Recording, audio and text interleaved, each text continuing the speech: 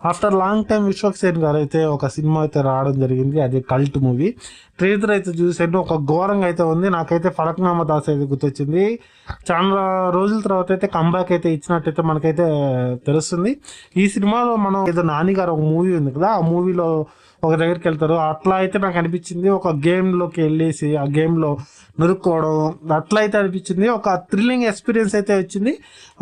మన విశ్వక్ సేన్ గారు కూడా ఇంటర్వ్యూలో చెప్తూ ఈ సినిమాకి ఇంకా సెన్సార్ బోర్డు రాలేదు, దానికైతే నేనైతే తిప్పలైతే పడతానని చెప్పి కూడా చెప్పడం జరిగింది. యాంకర్ పైన సీరియస్ కూడా అవ్వడం జరిగింది. ఎందుకు సీరియస్ అయ్యా అంటే రెస్పెక్ట్ ఇవ్వలేదని చెప్పేసి కూడా సీరియస్ అయ్యడం జరిగింది. ఎందుకంటే ఇంతకుముందు నాని గారిని కూడా నాని అన్నట్టు, విశ్వక్ సేన్ గారు కానీ కూడా విశ్వక్ సేన్ అన్నట్టు అని కూడా ఆయన చెప్పడం కూడా తెలిసింది.